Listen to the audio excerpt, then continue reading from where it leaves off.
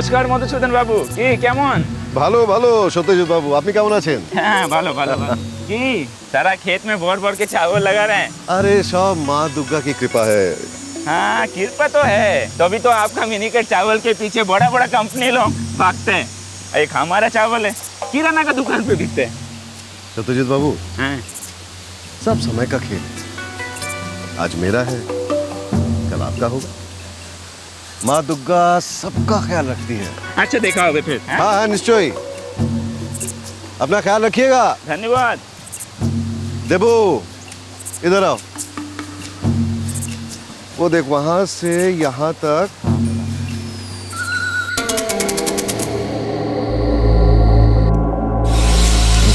खाना खाओ। ट्रैक्टर का किस्त भर दिया? हाँ हाँ दे दिया ना, कहा तो था तुमसे।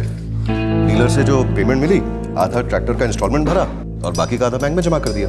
पापा एक नया वीडियो गेम आया है। अच्छा कौन सा? कोई वीडियो गेम नहीं है, पूरा दिन वीडियो गेम और टीवी, पढ़ाई का तो नाम नहीं लेता ये लड़का। क्या माँ, पढ़ता भी तो हूँ ना। बिल्कुल नहीं पढ़ता है तू। बाबा लेटेस्ट वीडियो गेम है, आपको इतने दिनों से कह रहा हूँ कि एक फोन खरीद के दे दो, आप वो तो खरीद के देते नहीं हो, एक वीडियो गेम भी खरीद के दे दो। अच्छा ठीक है, नाम लिख के देना। अगले हफ्ते कोलकाता जाऊंगा ना, देखूंगा वहां मिलता है कि नहीं। ठीक है? थैंक यू बाबा।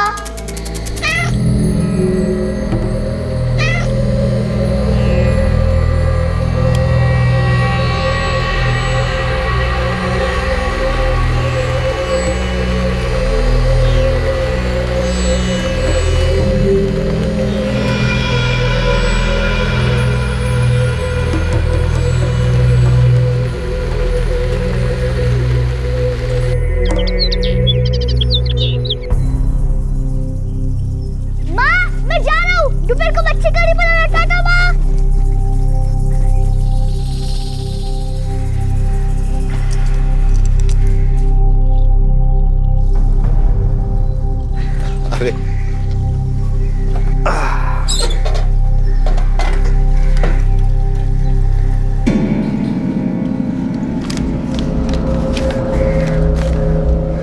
बहुत पैसा बना रहे हो मधुसूदन बाबू। लक्ष्मी माँ पैसा बरसा रही है तुम पे। ज्यादा लालची मत बनो, मिल बांट के खाओ, इसमें तुम्हारा और तुम्हारे परिवार का भला है। ज्यादा नहीं मांग रहे हैं, सिर्फ 50,000। बड़ी कंपनियों के चाल बेच के जो माल मिल रहा है तुमको, उसके मुकाबले 50,000 कौन सी बड़ी रकम है।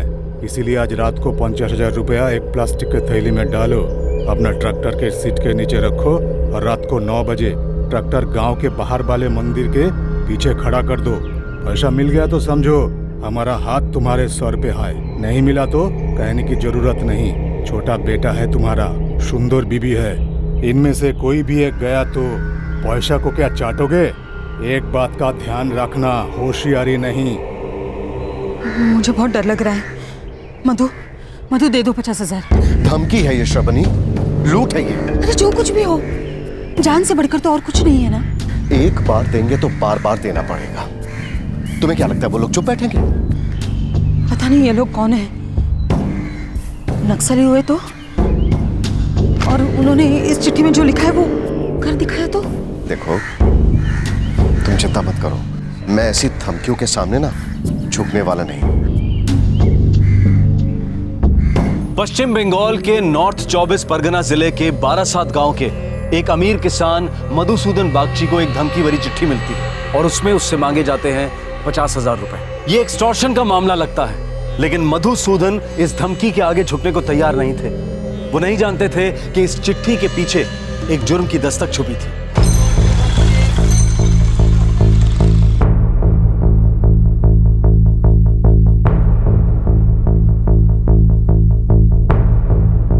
साहब ये चिट्ठी मुझे ट्रैक्टर की स्टीयरिंग पर मिली। संजीव आसपास पता करो, यहाँ कोई नक्सल मूवमेंट तो नहीं हो रही है?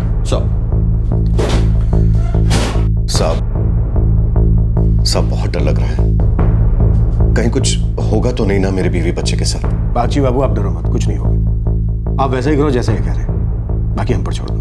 मतलब आज रात मैं मंदिर के पीछे ट्रैक्टर खड़ा कर दूं? हाँ, और ट्रैक्टर की सीट के नीचे 50,000 रुपए रख दो। फिलहाल आप वैसा ही करो जैसे चिट्ठी में लिखा है। एक बार ही ना आने दो, फिर हम देख लेंगे।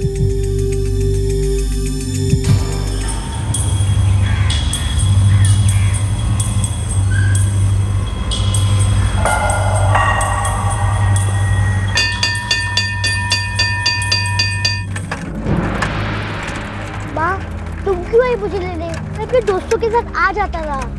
तू नहीं समझेगा सुमित, तू चुपचाप बैठ। क्या नहीं समझूंगा माँ? देख, अब से रोज मैं ही आया करूंगी, तुझे स्कूल से घर ले जा, समझे?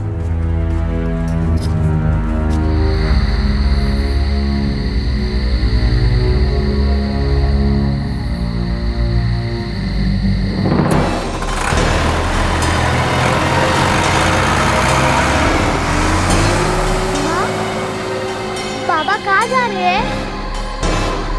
तो कुछ काम है सुमित।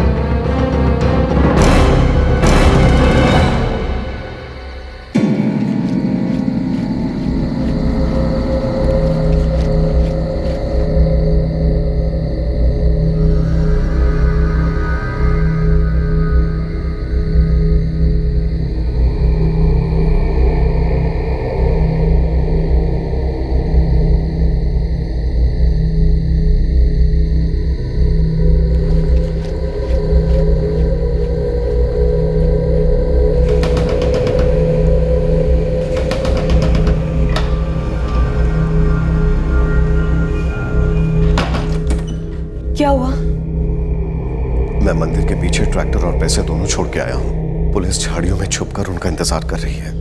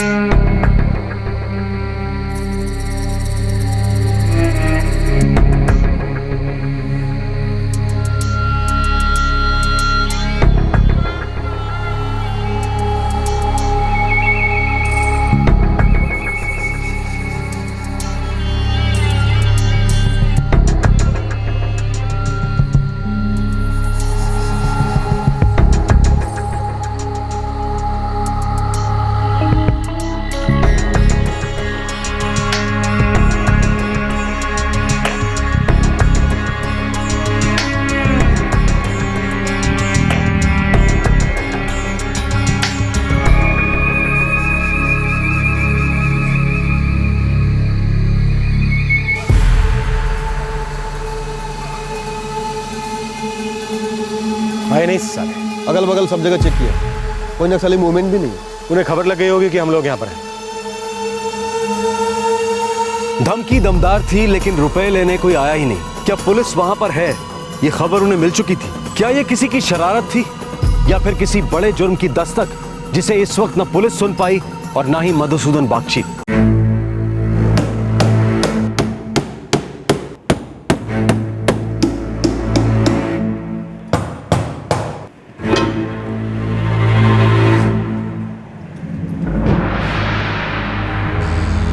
देबू, किसी भी हालत में सुमित को अपनी नजरों से दूर मत करना।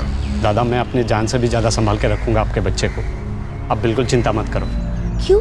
अकेले क्यों जा सकते हो स्कूल? बताओ ना माँ। देख सुमित, जिद मत कर, तू नहीं समझेगा।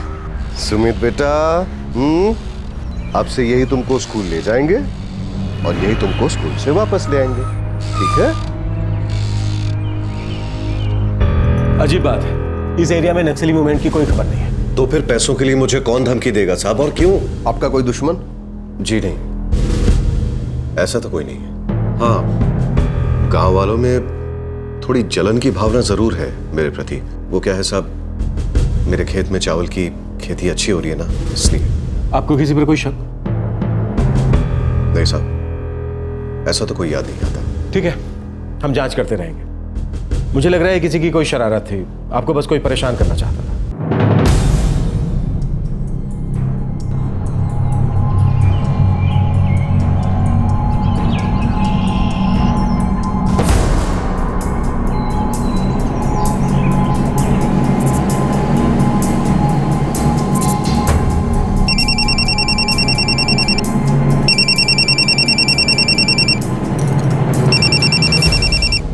हाँ बोलिए। श्रावणी, सुमित आया क्या स्कूल से? अभी 1 घंटा बाकी है स्कूल छूटने में। आप सुबह से 6 बार फोन कर चुके हैं। देबू गया है ना उसे लेने? हाँ हाँ ठीक है जानता हूँ। सुनो, एक काम करना, आप जैसे ही सुमित वापस आ जाए तुम फौरन मुझे फोन करना। हाँ ठीक है।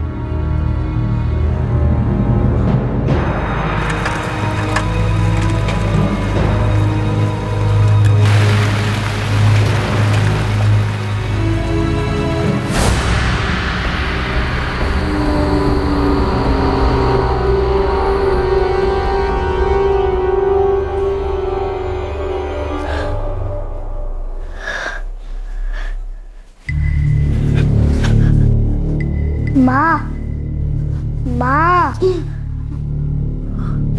क्या हुआ? सुसु आई है।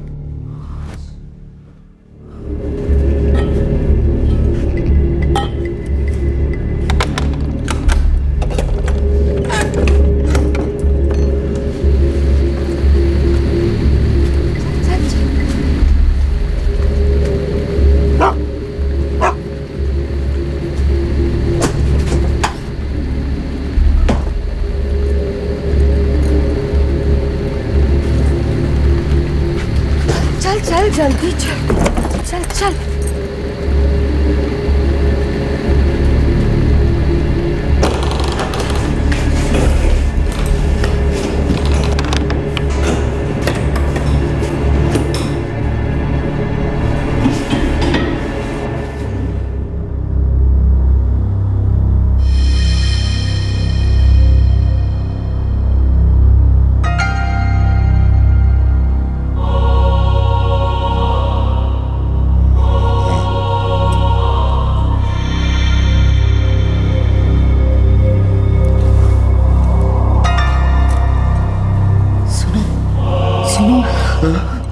क्या हुआ?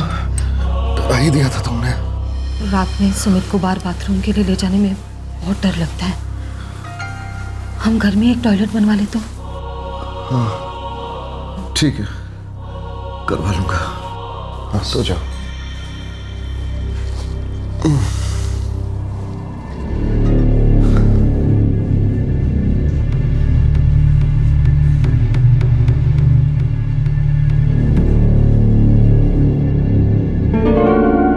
किसी अजनबी की धमकी भरी चिट्ठी से दहशत सी थी बागची परिवार के दिलों में। पैसे लेने कोई नहीं आया, लेकिन परिवार को डर था कि वो वापस जरूर आएंगे बदला लेने। और कुछ ऐसा ही हुआ। कुछ दिनों बाद एक रात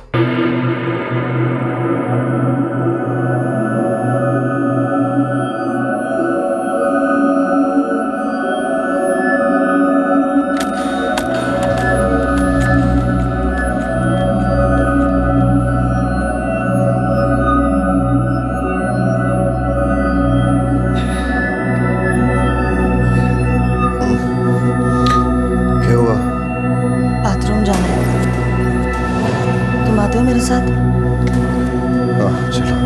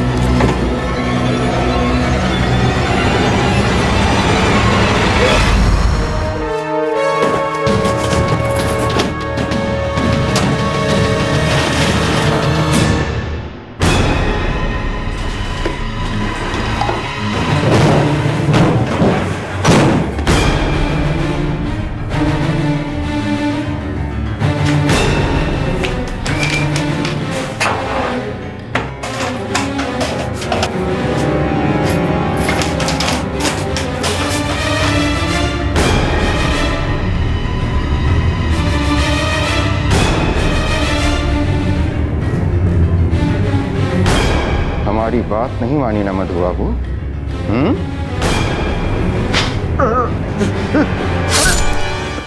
चलें।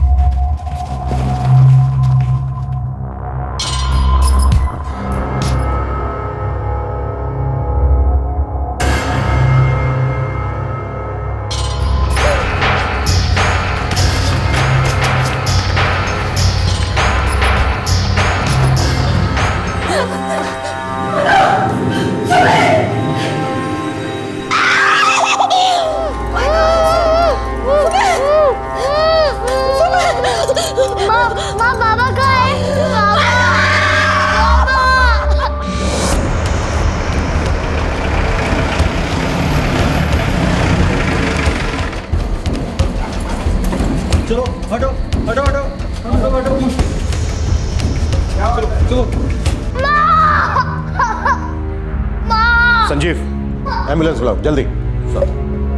माँ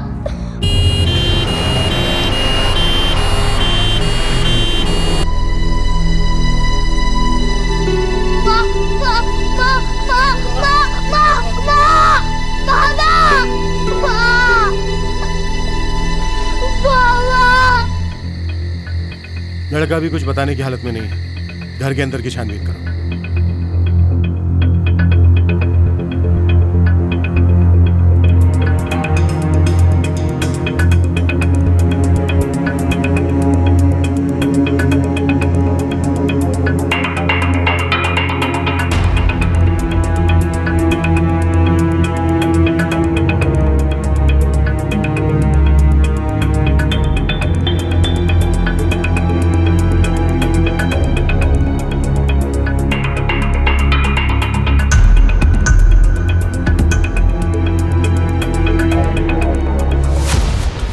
सर, उस दिन की धमकी के बाद मधुसूदन बागची ने घर की सेफ्टी का काफी इंतजाम किया था। फिर भी वो लोग घर में घुस आए, वो भी बिना कोई ताला तोड़े।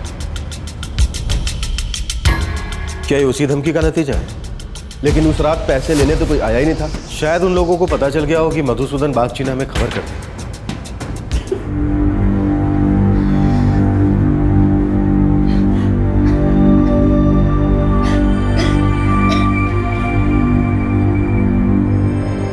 मिसेस बागची अभी भी गहरे सदमे में हैं। उन्हें मैंने ग्लूकोज का ड्रिप दे दिया है और उनके पति की लाश को भी मैंने पोस्टमार्टम के लिए भेज दिया है। सुमित बाबा रोता ही जा रहा है साहब, कुछ बोल भी नहीं रहा है। ठीक है, जब वो बोलने की हालत में आ जाए तो हमें खबर कर देना। बिल्कुल साहब। संजीव, गांव में हर तरफ नजर रखो। हमें इस बात का पता लगाना है कि इन पर हमला किसने किया।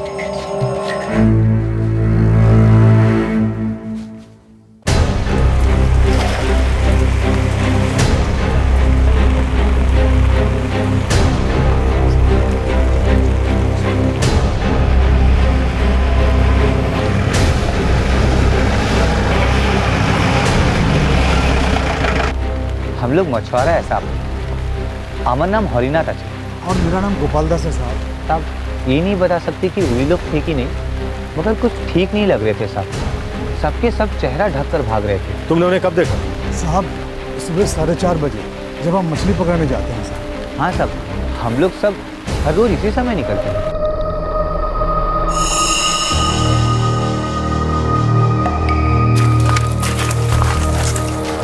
लगता है कोई जानवर होगा। आजा।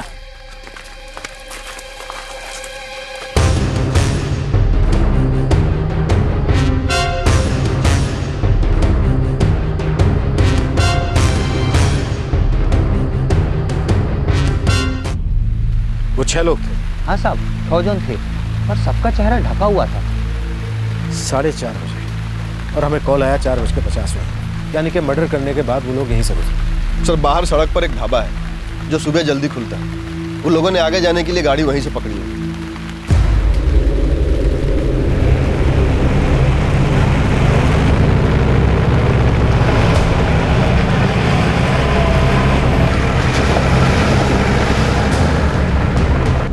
छह लोग थे वो। नहीं साहब, इतना सुबह किसी को नहीं देखा। पर क्या? कल रात करीब 1:15 बजे के आसपास 6 लोग मोटरसाइकिल से ढाबे पे आए।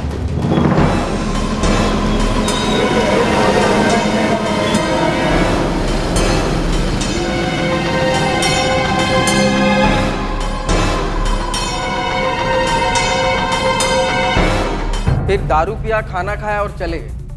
कुछ पता है वो कौन थे? नहीं साहब, आसपास के तो नहीं थे। अगर इधर का होता तो पहचान लेता।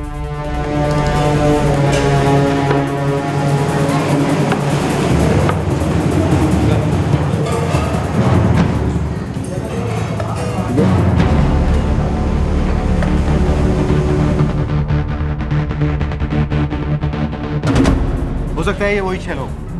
लेकिन सर, ढाबे वाले के हिसाब से वो लोग इधर आसपास के तो नहीं थे। नक्सल मूवमेंट की अच्छे से जांच करो। हो सकता है हमारी जांच में कोई कमी रह गई।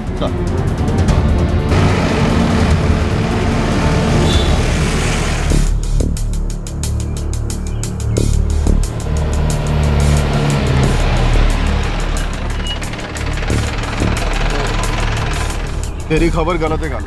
साहब, खबर गलत हो तो गोली मार दो, पर इस इलाके में नक्सली है ही नहीं। साहब, आधी अधूरी खबर आज तक नहीं लाया। और कल रात को जो हुआ ना साहब, उसमें किसी नक्सली का हाथ हो ही नहीं सकता। ऐसा भी तो हो सकता है कि बागची का खून आपसे दुश्मनी के चक्कर में हुआ हो और हम ये नक्सल एंगल में फंसे हैं। सर मर्डर के पहले उसे धमकी दी गई थी। अगर कोई जाति दुश्मनी होती तो उसे कोई ऐसे खुलेआम धमकी क्यों देता?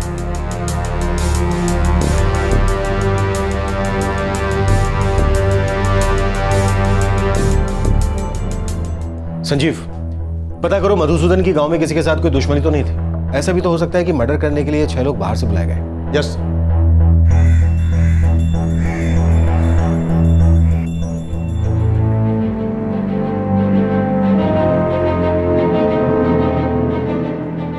सुमित बाबा, कुछ खा लो। माँ अब ठीक है, 2-1 दिन में घर लौट आएंगी। पूरा था उस दिन माँ के साथ कुछ हुआ था।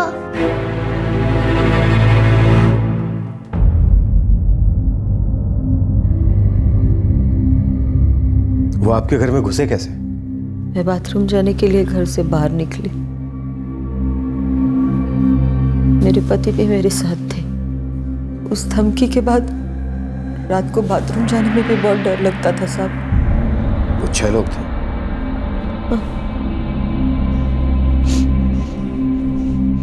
पता नहीं कहां से आ गए। उन्होंने हमारे हाथ और मुंह बांध दिए। फिर क्या हुआ मुझे कुछ याद नहीं साहब। उन्होंने मुझे घर के अंदर वाले कमरे में बंद कर दिया था। आपका लॉकर लूटा गया है, कुछ बता सकती हैं उसमें क्या क्या था? ये सारे गहने, बहुत सारा सोना और लगभग 1 लाख रुपए नकद। वो लोग आपके पति का खून करके और लॉकर से सारा सामान लूटकर चले गए।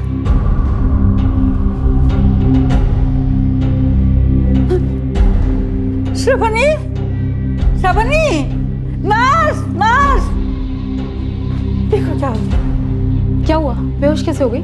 डॉक्टर को बुलाओ जल्दी।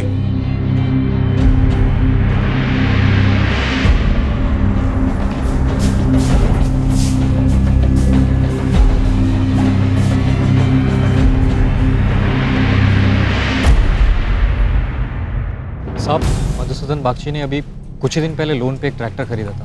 वो पैसे वाला आदमी था। मेरे को ट्रैक्टर के लोन के लिए उसका मर्डर क्यों करेगा? हाँ, पैसे वाला तो था, यानी कि चावल की अच्छी फसल भी होती थी, खेत में जैसे सोना उगता था साहब। बागची साहब बड़ी बड़ी कंपनी को अपना चावल बेचता था। बहुत लोग इस बात से उससे जलता था। किसी का नाम बता सकता है? हेलो साहब, मैं देबू बोल रहा हूँ मधुसूदन बाबू के घर से। हाँ देबू, बोलो क्या खबर? वो सुमित बाबा बात करने लगे हैं, आपसे कुछ कहना चाहते हैं, आप जल्दी आ जाओ।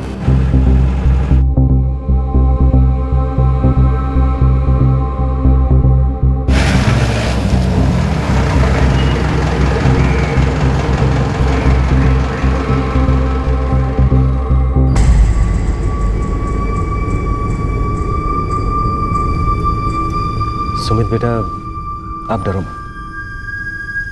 आप हमें ये बताओ कि उस रात माँ के साथ क्या क्या हुआ था?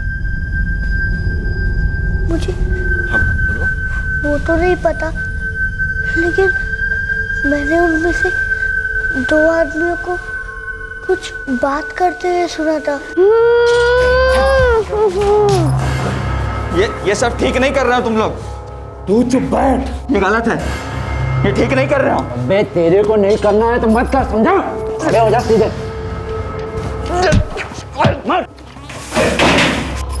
ये सब ठीक नहीं कर रहे हो तुम लोग। तू चुप बैठता है कि नहीं है? चुप।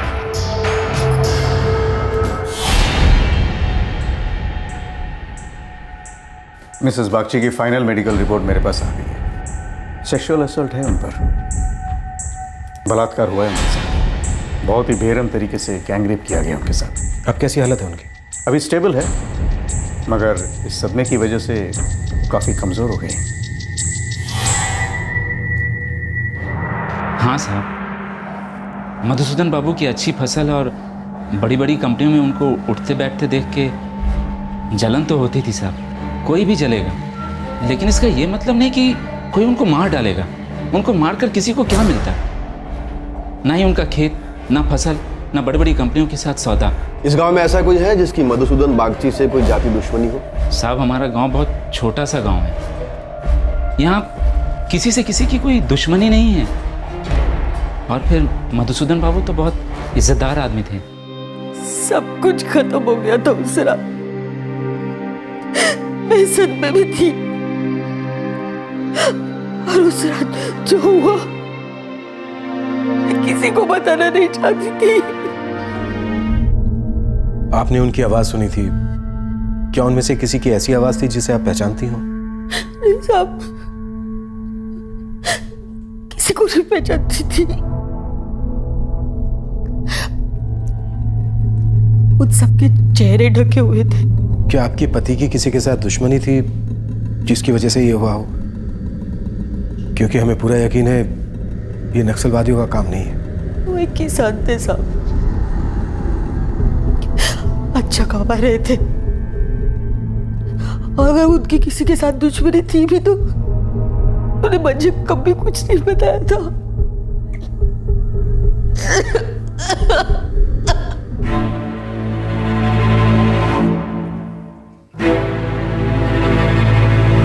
देबू दादा।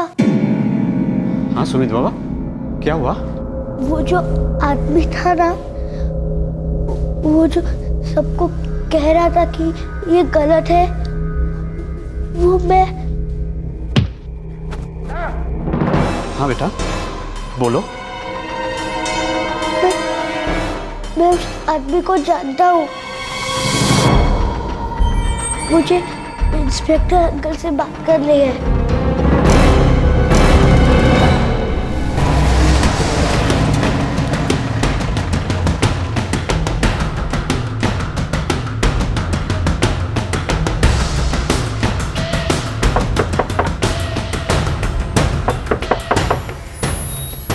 हाँ बेटा बोलो, कौन था वो? नाम नहीं पता, लेकिन मैंने उसे पहले देखा है। कहाँ? बेहाला में।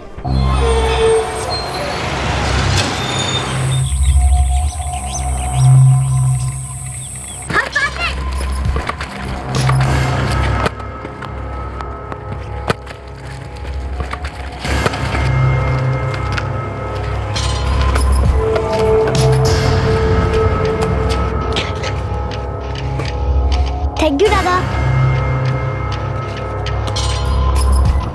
बेहाला में मेरी नानी रहती है।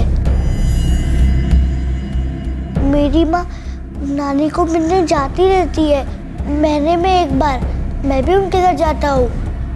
वहीं पे मैंने उस आदमी को देखा था।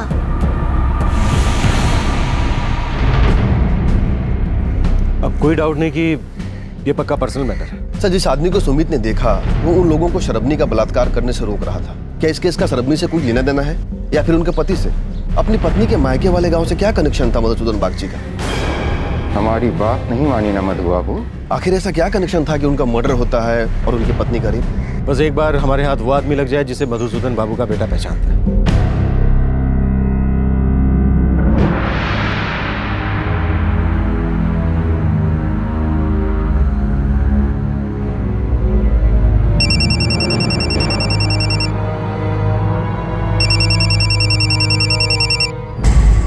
हेलो हेलो अपर्णा, वहाँ सब ठीक है ना? अमित, अमित तुम हो कहाँ? अरे वो सब छोड़ो, पहले ये बताओ वहाँ सब ठीक है कि नहीं? अमित हाल बहुत बुरा है। तुम लोगों ने क्या किया ये, और ये सब क्या हो रहा है? मैंने कुछ नहीं किया यार, कुछ नहीं किया। बात हाथ से निकल गई। मैंने उन लोगों को रोकने की बहुत कोशिश की, पर उन लोगों ने मेरी एक नहीं सुनी। देखो अमित, हालात यहाँ बहुत बुरे हैं। मैं कहूँगी तुम इन सारी चीज़ों से थोड़े दिन दूर ही रहो तो अच्छा होगा। ठीक है, मैं तुमको कुछ दिनों बाद फोन करता हूँ। ठीक है।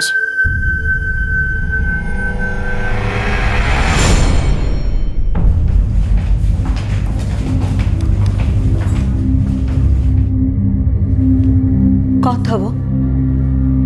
आपके बेटे ने उसका चेहरा तो देखा था, पर नाम नहीं मालूम। मैंने उस आदमी को कई बार देखा है, नानी के घर के पास। मैं उसका चेहरा नहीं देख पाई थी, वरना पहचान लेती कि वो कौन था। सुमित, तुम्हें पक्का पता है कि तुमने उस आदमी को देखा था? हाँ माँ, एक बार जब मैं नानी के घर के बाहर फुटबॉल खेल रहा था तो उसने मुझे मेरी फुटबॉल लौटाई थी। मुझे उसका चेहरा अच्छे से याद है। आपको कुछ अंदाजा है कि कौन हो सकता है? नहीं साहब, मुझे तो कुछ नहीं पता।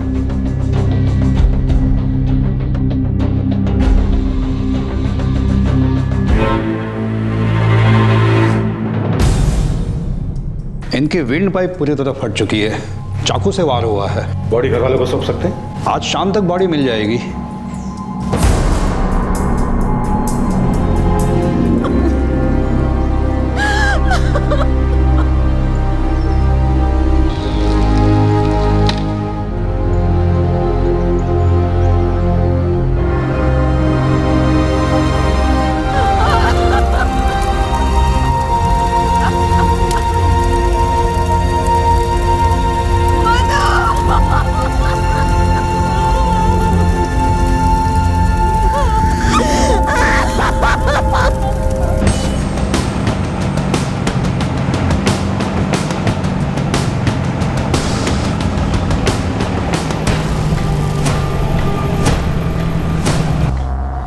एक बार मैंने उसे यहाँ भी देखा था जब उसने मुझे मेरी फुटबॉल लौटाई थी। थैंक यू दादा। और 2-4 बार मैंने उसे अपनी नानी के घर के बाहर देखा था।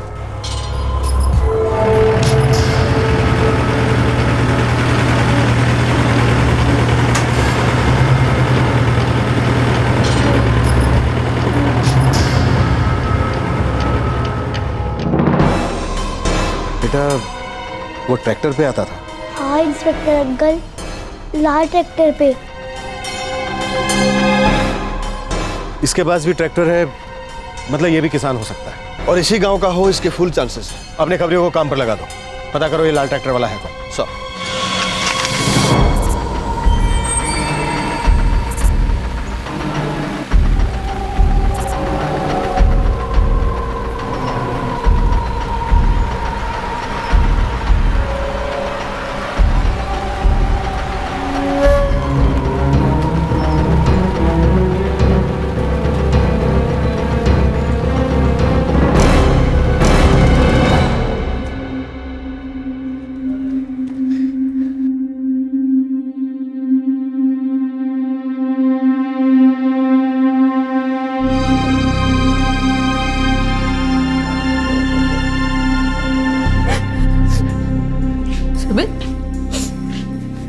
एक बात, अब तेरे बाबा लौट कर वापस कभी नहीं आएंगे। अब सिर्फ तू और मैं, अब सिर्फ दोनों हैं।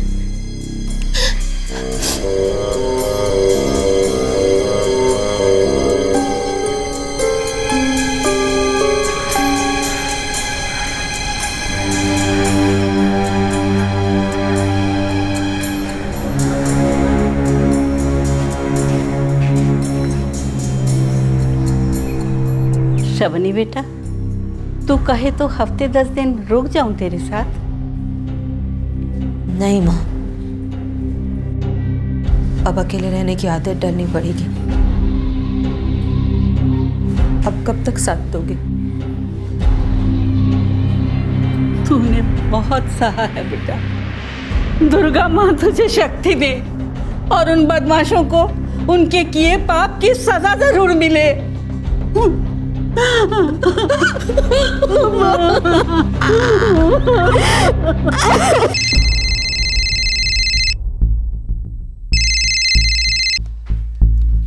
हाँ मोहित्रा, बोल, क्या खबर है? साहब, इस गांव में बहुत सारे किसान हैं और ट्रैक्टर भी कईयों के पास है। लाल ट्रैक्टर कितनों के पास है? बहुतों के पास है साहब। ये बकवास खबर देने के लिए फोन घुमाया तूने? सीधे मुद्दे पे आ मोहित्रा, खबर बोल। साहब, मधुसूदन बागची का इस खबर से कोई लेना देना है कि नहीं, कुछ पक्का नहीं है। खबर क्या है? खबर यह है कि एक किसान है जो 15 जून से गांव में दिखाई नहीं दे रहा है। 15 जून, और उसी रात को बागची का फोन हुआ था। नाम बोल। अमित चंद्र सेन, इसी गांव का रहने वाला है।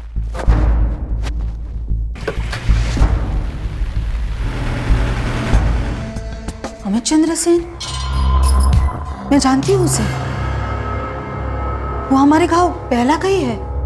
अमित का घर हमारे घर से 2 गली छोड़ के ही है। अमित का आपके पति के साथ क्या रिश्ता था? कुछ भी नहीं साहब, ऐसा तो कुछ भी नहीं जो मुझे पता हो।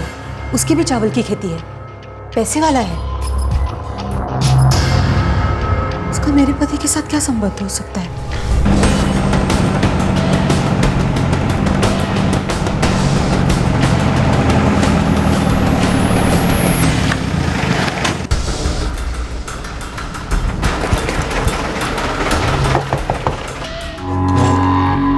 जी अमित चंद सेन।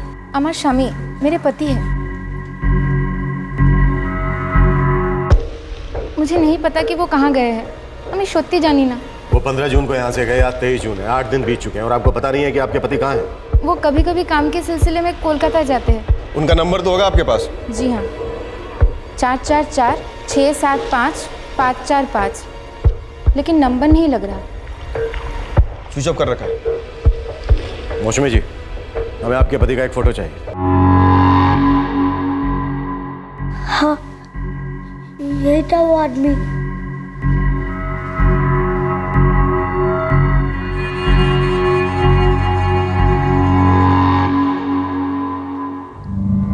श्रवणी, ठीक से सोचो, क्या कनेक्शन हो सकता है इस अमित का आपके पति से? क्योंकि ये बाकी लोगों को आप पर हमला करने से रोक रहा था। ये सब करने नहीं आए हमें। अगर इसको नहीं करना है तो इसको दूसरे कमरे में लेकर जाओ। ये सब ठीक नहीं कर रहा हूँ। देखो, जाहिर सी बात है, अमित आपको, आपकी माँ को जानता था, इसलिए वो नहीं चाहता था कि जो आपके साथ हुआ वो हो। वो उन लोगों को रोक नहीं पाया, एक जुर्म में शामिल नहीं, पर आपके पति के मर्डर में तो वो बाकी लोगों के साथ था। मैं सच कह रही हूँ साहब, मेरे तो कुछ समझ में नहीं आ रहा है। मुझे कुछ नहीं पता कि मेरे पति का इस आदमी के साथ क्या संबंध था और इसने मेरे पति को क्यों मारा। मुझे कुछ नहीं पता साहब। वारदात की रात जिस आदमी को सुमित ने देखा वो था श्रवणी के गांव का एक किसान अमित चंद्र सेन। पुलिस मुजरिम के नाम तक तो पहुंच चुकी थी, लेकिन अभी भी खून का मकसद समझ में नहीं आ रहा था। आखिर मधुसूदन बागची के परिवार पर इतनी बेरहमी से हमला किया क्यों गया, ये गुत्थी सुलझनी बाकी थी। सर, अमित का फोन अभी भी बंद आ रहा है। वैसे उसके घर पे पुलिस वाले सादे कपड़े में तैनात कर दिए गए। मधुसूदन के फोन रिकॉर्ड से इस आदमी के बारे में कुछ पता चला? नहीं सर, उन दोनों के बीच में कोई भी कनेक्शन नहीं मिला। मैंने बेहाला पुलिस स्टेशन और उसके आसपास के सारे पुलिस स्टेशन में पता किया है। किसी भी पुलिस स्टेशन में अमित चंद्र सेन के नाम से कोई भी क्रिमिनल रिकॉर्ड नहीं है। और सर, ये अमित ही था जिसने उन 5 लोगों को श्रवणी का बलात्कार करने से रोकने की कोशिश की थी। हो सकता है उनका मकसद हो मधुसूदन को मारना और घर ढूंढना। बाकी जो भी हुआ बस उस वक्त हो गया, उसकी कोई प्लानिंग नहीं हुई। अब अमित के फोन रिकॉर्ड्स मिले? कल सुबह तक आ जाएंगे सर। कुछ तो कनेक्शन होना चाहिए बंधु। वो 5 लोग थे, क्या उनकी मधुसूदन के साथ कोई पुरानी दुश्मनी थी और अमित ने सिर्फ उनका साथ दिया? पर क्यों? ये केस तो एक पहेली बनता जा रहा है।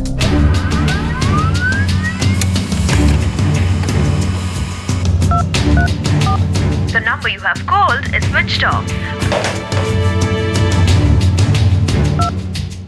যে নম্বরটি আপনি ডায়াল করেছেন সেটি এখন বন্ধ রয়েছে।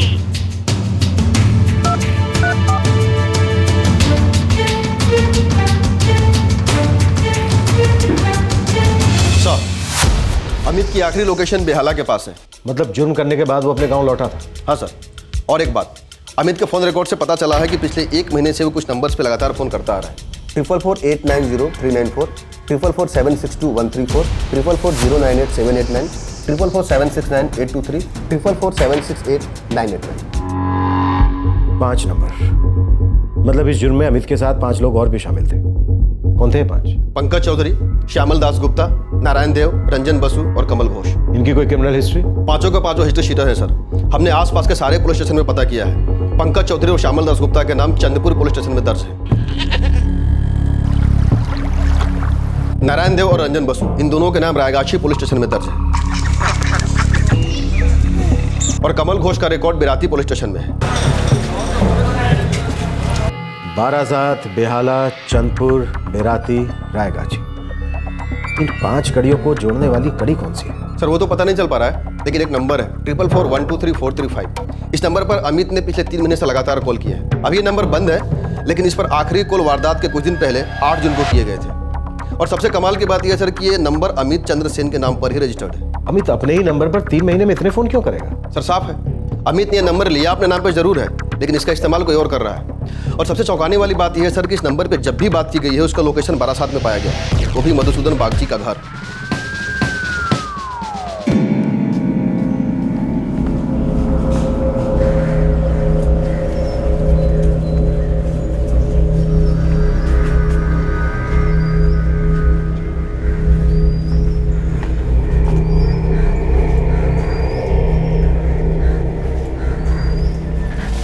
ये खून अचानक नहीं हुआ है, इसकी बहुत पहले से प्लानिंग की गई थी और इस खून में घर के अंदर का ही कोई शामिल है। शरबनी,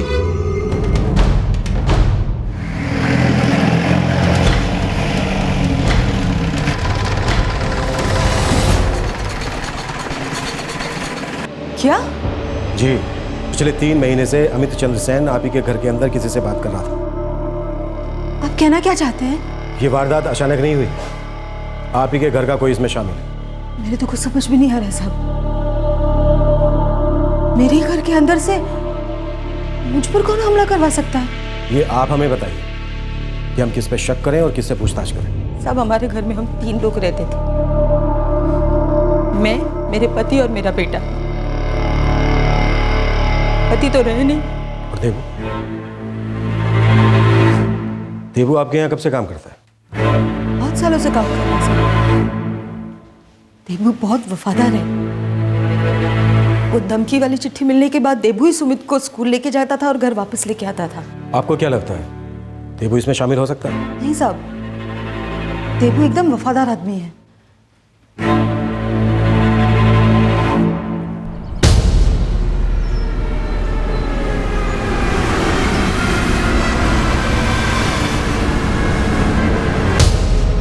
कोई तो है जिसकी वफादारी पर शक किया जाना चाहिए।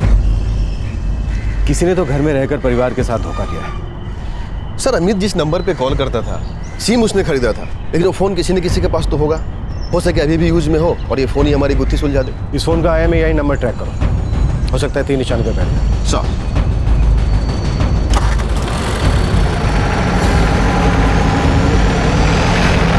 मधुसूदन बागची के खून की गुत्थी अब धीरे धीरे सुलझने लगी थी। ये साफ हो चुका था कि इस षड्यंत्र के पीछे का सूत्रधार था अमित सेन, लेकिन उसका मकसद अभी सामने नहीं आया था। लेकिन पुलिस को यह बात पता चल चुकी थी कि इस जुर्म का एक तार जुड़ रहा था सीधे मधुसूदन बागची के घर से।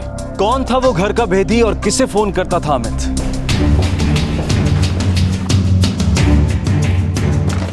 सर, अमित सेन के कॉल्स अपर्णा दत्ता नाम की औरत के फोन पर आते थे। ये अपर्णा दत्ता कौन है? बेहाला में रहती है, अमित के घर के पास। श्रवणी के मैके में? अपर्णा दत्ता? वो तो मेरी सहेली है साहब, वो भी मेरे गांव की ही है। वो अक्सर यहाँ आती रहती थी? हाँ, अक्सर आती थी। आपके पति की मौत के बाद वो यहाँ नहीं आई? उसका फोन आया था, वो कहीं बाहर गई है। आपके पति के साथ उसका कोई संबंध था? नहीं साहब। Thank you. श्रवणी, ये अपर्णा इस सब से कैसे जुड़ी है? पुलिस इसका नाम क्यों ले रही है? मुझे क्या पता माँ, पुलिस उसका नाम क्यों ले रही है।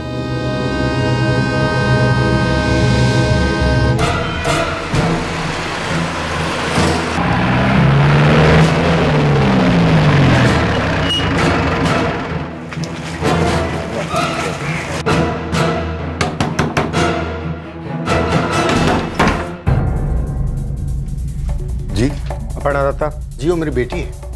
इंस्पेक्टर साहब, मुझे नहीं पता आप किसके बारे में बात कर रहे हैं। बात बिल्कुल साफ है। तुम और अमित लगातार टच में थे। तुम्हें अच्छी तरह से पता है कि मधुसूदन बागची का खून क्यों हुआ और क्यों तुम्हारी दोस्त श्रवणी पर हमला हुआ। तुम जानती हो?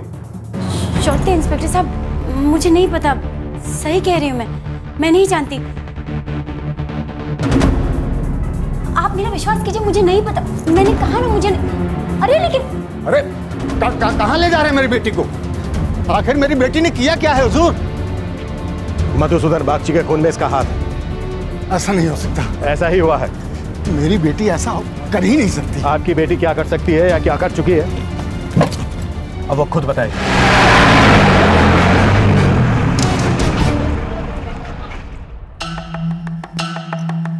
तुम खुद बोलोगी ये सारा कच्चा चिट्टा मैं खोलूं? हाँ, एक सिम कार्ड अमित के नाम पर खरीदा जाता है जिसे इस्तेमाल करती हो तुम, और उस नंबर पर तुम्हारी अमित से बातचीत होती है, वो भी तब जब तुम 12 साथ में होती हो श्रवणी के घर पर। और यह सिलसिला चलता है पूरे 3 महीने। ये रहे फोन रिकॉर्ड्स। मधुसूदन के खून के बाद भी तुम्हारी अमित से बात होती है और होती रही है। और वो 5 लोग जो इस जुर्म में शामिल थे, पक्के मुजरिम हैं, और इस बार वो तुम दोनों के मोहरा बने। ये साजिश तुमने और अमित ने रची, इस बात के पक्के सबूत हैं हमारे पास। अब तुम्हारे पास 2 ही रास्ते हैं, हमें सब कुछ सच सच बता दो। ये प्लानिंग कब, किसने और क्यों की? मर्डर क्यों हुआ? अमित कहाँ? और दूसरा, सूर्यपूर्ण। दूसरा कोई रास्ता नहीं। तुम अगर चुप भी रही तो अमित को तो हम उसकी कब्र से भी खोद निकालेंगे और उससे सच भी बुलवा लेंगे, इस तरह या उस तरह। अब तुम्हारा जेल में सड़ना तो पक्का है। मुझे इस बारे में कुछ भी नहीं मालूम। मैं तो बस उन लोगों की मदद कर रही थी। किसकी मदद कर रही थी? अपूर्णा, किन की मदद कर रही थी तुम? श्रवणी और अमित की।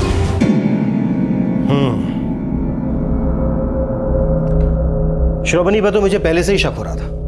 चलो अब तुम ही सुना दो फुल स्टोरी, हमारा टाइम भी बचेगा। जल्दी। साहब, पिछले कुछ सालों से श्रवणी गांव आया करती थी अपनी माँ की देखभाल करने के लिए। फिर?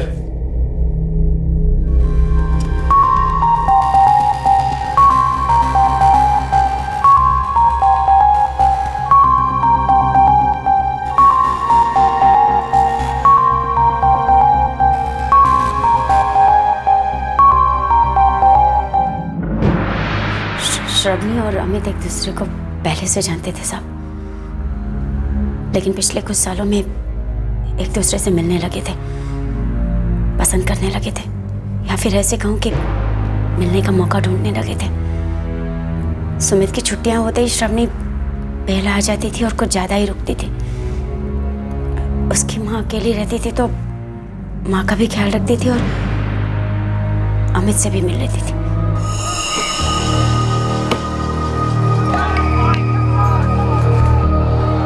मैं लेटती हूँ, 2 घंटे बाद उठा देना। हाँ ठीक है माँ। माँ, हाँ, मैं जरा बाजार होके आती हूँ। अच्छा ठीक है, जाओ। सुमित, मैं बाजार जा रही हूँ, नानी को अकेले छोड़ के कहीं पे भी मत जाना, ठीक है? ठीक है माँ।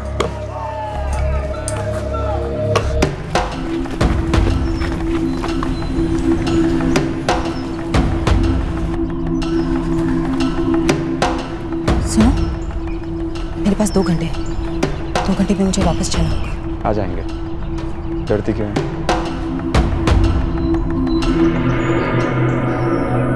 बात इस हद तक आगे बढ़ी साहब कि वो दोनों एक दूसरे के बिना रहना ही नहीं चाहते थे। मैं अपनी पत्नी को छोड़ दूंगा श्रवणी, लेकिन मेरे लिए इतना आसान नहीं है अमित। मेरा एक बेटा भी है। जी पाओगी मेरे बिना तो?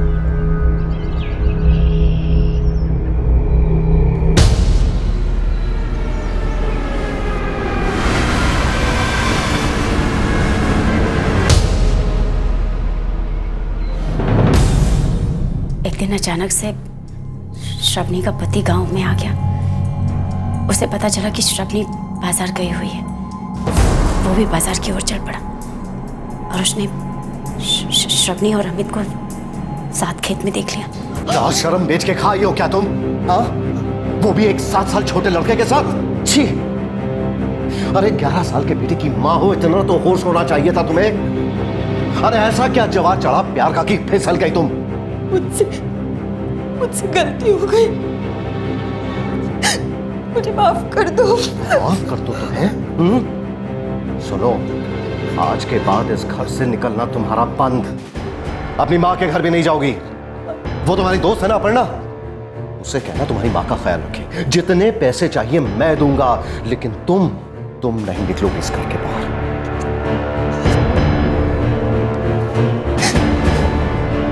और हाँ,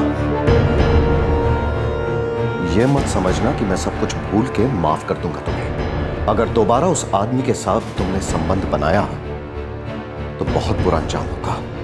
बेशर्म, अपनी इज्जत तो लुटा के आई हो, पर इस गांव में मेरी एक इज्जत है, एक नाम है मेरा, इसीलिए समझा रहा हूं, अपनी हद में रहो।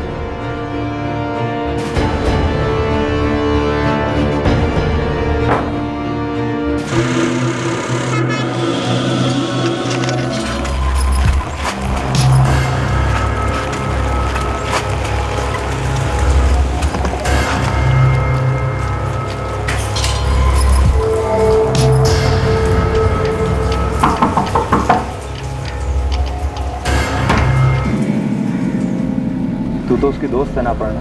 देख अमित, दोस्त हूँ इसीलिए कह रही। तू भी शादीशुदा है, वो भी शादीशुदा है, उसका एक बच्चा है। मेरी बात मान, उसकी जिंदगी बर्बाद मत कर, भूल जा। और मेरा प्यार, मैं उससे बहुत प्यार करता हूँ यार। तेरे प्यार करने की वजह से उसका पति थोड़ी ना उसे छोड़ देगा। प्यार करता हूँ। अपर्णा, तू मदद करे ना तो कुछ हो सकता है। क्या हो सकता है? मैं क्या कर सकती हूँ अमित? रवनी का पति उसे घर से बाहर नहीं जाने दे रहा है। तू उसकी दोस्त है, माँ का ख्याल रखती है, तू उसके घर जा सकती है। और इससे क्या होगा?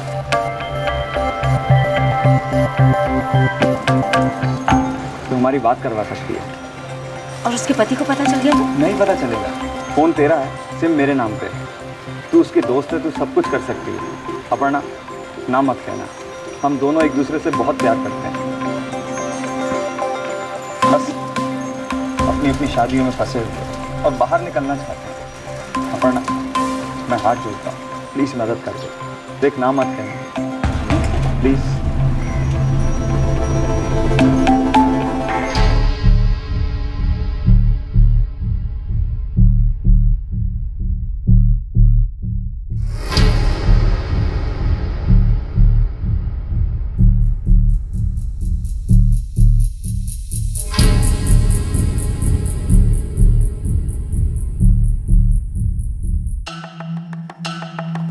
और तुमने उन दोनों के बीच बातचीत का चैनल खोल दिया। श्रावणी के घर आती जाती रही, तुम पर कौन शक करता है ना? अब तुम ये बताओ कि मर्डर की प्लानिंग कैसे हुई और तुम्हारा क्या रोल था इसमें? नहीं साहब, मर्डर के बारे में मुझे कुछ नहीं पता। मैं तो बस दोनों के आपस में फोन पर बात करवाया करती थी। मुझे तो सब मर्डर हो जाने के बाद पता चला, और जब पता चला तो मैं बहुत डर गई थी साहब। मुझे पता था कि मैं भी फंसूंगी इसमें, इसलिए मैं श्रावणी से मिलने भी नहीं आई। इस वक्त अमित कहाँ है? मुझे नहीं पता साहब। झूठ बोल रही हो तुम अच्छी तरह से जानती हो कि अमित इस वक्त कहाँ छुपा है। ये देखो, तुम अमित से बात करती रही, उसका कई बार कॉल आया तुम्हारे नंबर पर, अलग अलग नंबरों से, वो सारे नंबर स्विच ऑफ, और हमें पूरा यकीन है कि वो सारे कॉल्स और नंबर अमित के। देखो अपर्णा, हमें अमित चाहिए किसी भी कीमत पर। श्रावणी को तो हम देख लेंगे, और फंसोगी तुम भी, 4-5 साल की तो पक्की। अब तुम्हारे पास दूसरा कोई रास्ता नहीं है। अमित को फोन लगाओ और उससे कहो कि तुम उससे मिलना चाहते हो अभी।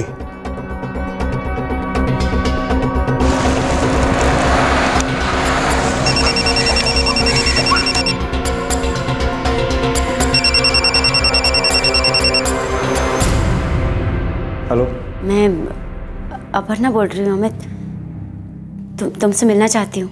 क्या हुआ, सब ठीक है ना? हाँ, सब ठीक है अमित।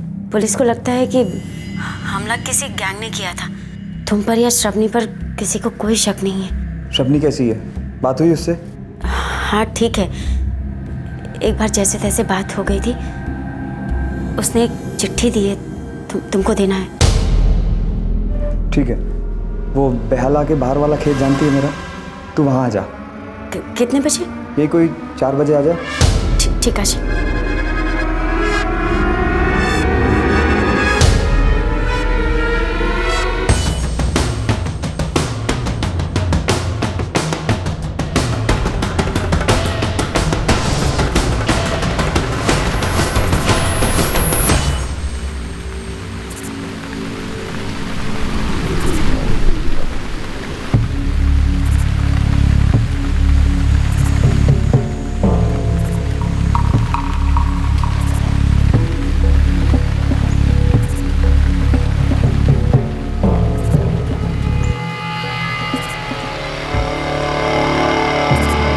अपर्णा स्टोरी सुना रही थी तो मुझे शक हुआ कि वो अमित और श्रवणी की प्रेम कहानी गढ़ रही। लेकिन जैसे ही अमित ने चिट्ठी की बात सुनते ही हाँ बोला, मैं समझ गया कि वो झूठ नहीं बोल रही थी। अजीब दुनिया है। कोई पत्नी अपने पति को रास्ते से हटाने के लिए इस हद तक भी जा सकती है। संजीव,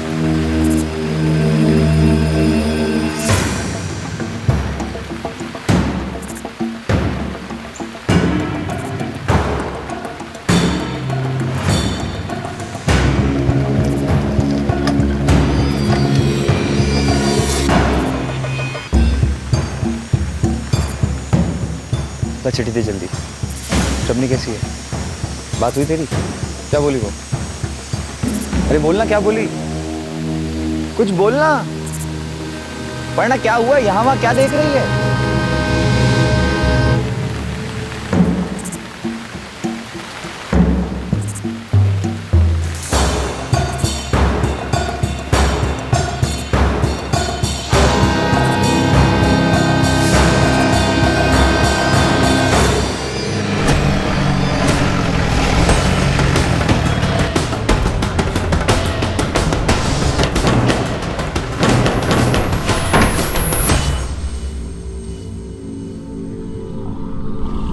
श्रवणी बागची, तुम्हारा प्लान पूरी तरह कामयाब हो जाता अगर उस रात तुम्हारे बेटे सुमित ने उस अमित को पहचान न लिया होता।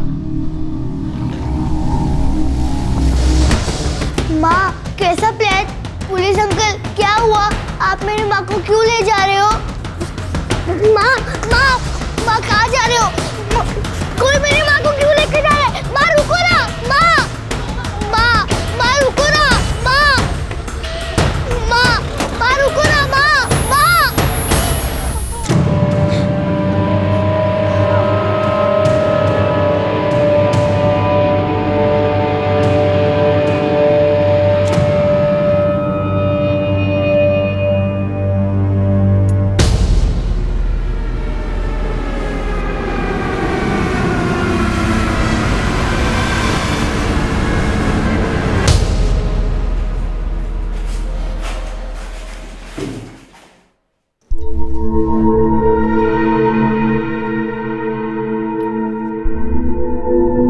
धमकी भरी चिट्ठी, 50,000 रुपए की मांग, ये सब मधुसूदन को रास्ते से हटाने के असली प्लान को छुपाने का एक तरीका था।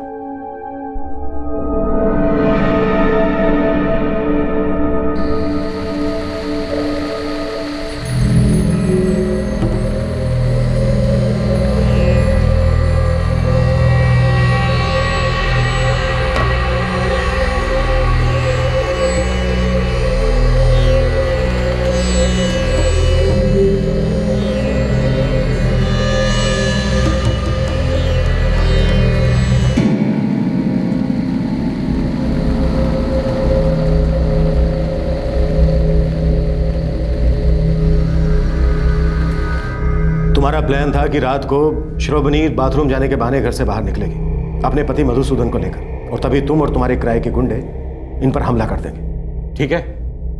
समझने में मैंने कोई गलती तो नहीं की ना?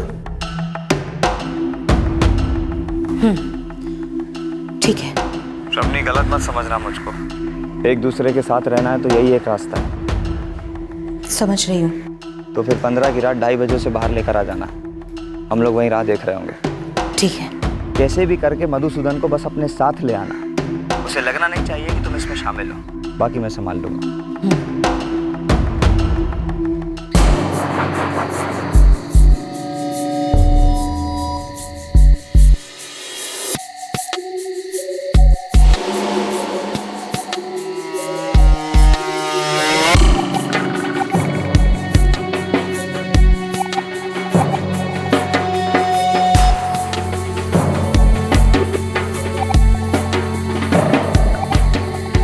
बस अब किसी भी वक्त वो बाहर आती होगी।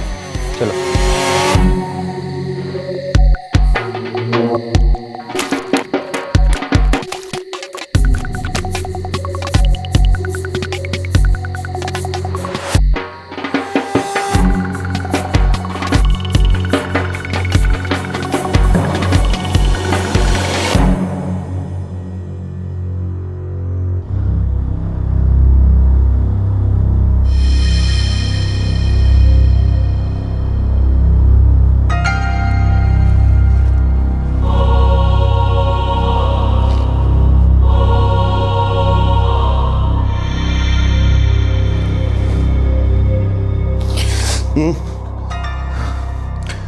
हो गया?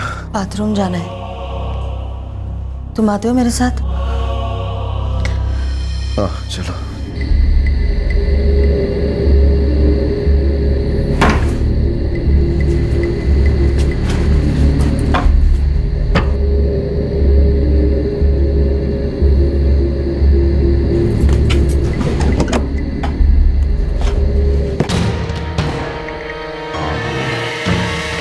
जैसे ही श्रवणी बाथरूम से बाहर आएगी, दोनों को दबोच लें।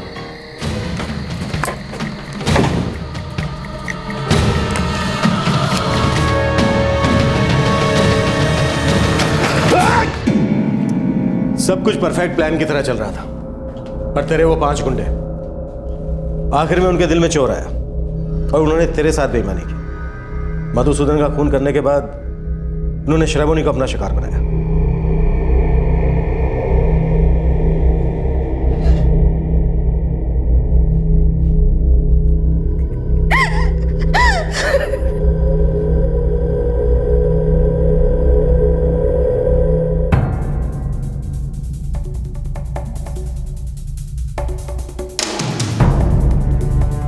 तुम सबको मैं 15-15 हज़ार रुपये दूंगा और घर में जो भी सामान मिले वो लूट तुम्हारी। मुझे बस मधुसूदन बागची को अपने रास्ते से हटाना है। ठीक है, बोलो काम कब तमाम करना है? 1 हफ्ते बाद। तूने सिर्फ मधुसूदन बागची को मारने की प्लानिंग की, पर आखिर में तेरे गुंडों ने तुझे ही धोखा दे दिया।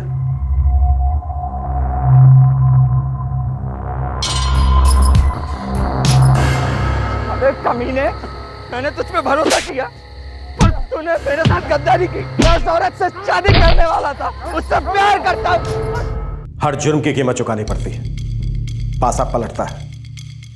जो जुर्म करता है उसी को भुगतना पड़ता है।